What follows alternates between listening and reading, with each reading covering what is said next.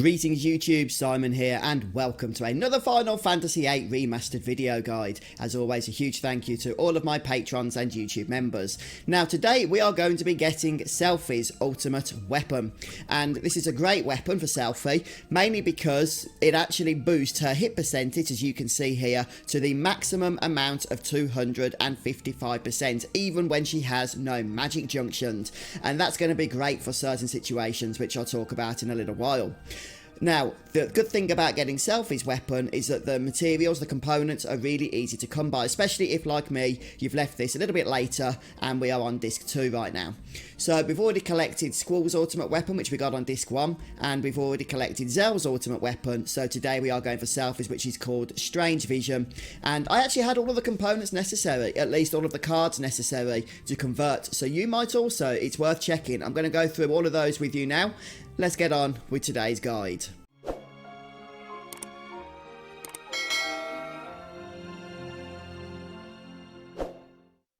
Now, in my opinion, the easiest way to get the curse spikes and the star fragments is just by playing triple triad. Now, if you've already been following along with my guide and have done the CC group quest, you can actually just battle pretty much any of these CC group members, including Zoo here on the bridge of Balam Garden, in order to get the Iron Giant cards and the Tri-Face cards that are required for those items. Incidentally, you can also battle Headmaster Sid, as I believe he also plays both of those cards. In total, you're going to require 9 Iron Giant cards, which can be refined into 3 Star Fragments using the card mod ability.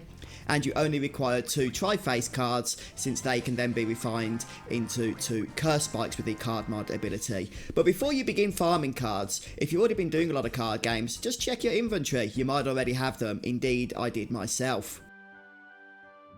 Now, the only other item you need is the Adamantine. You only require 1 for Selphie's ultimate weapon. And if, as I did, you refine the Minotaur card previously, then that gives you 10 Adamantine, which is sufficient for all of the ultimate weapons that require it. So even though I've already created Zell's ultimate weapon and Squall's, which both required Adamantine, I still have plenty left for continuing on here. So yeah, refining the Minotaur card, in my opinion, is the best thing to do, especially because you can get this card back later anyhow. Although if you don't want to do this, you can fight higher level Adamantoise on the beaches that spawn them, and I believe they drop the Adamantine as well, but as I say, that's not the method I used. So in total then, we should have 1 Adamantine, 3 Star Fragments and 2 Curse Spikes, and indeed that's exactly what I've got at this point. Actually, before I do have those, I do need to actually refine them.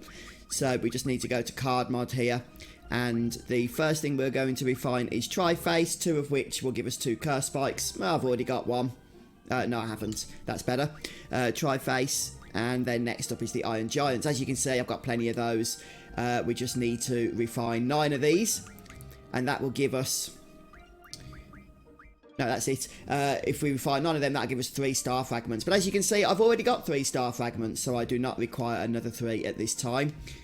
But that's pretty much all the items we need. So let's head now into Balam Town, which, in my view, is one of the best places to do your synthesis, your crafting, just because the junk shop is so close to the entrance.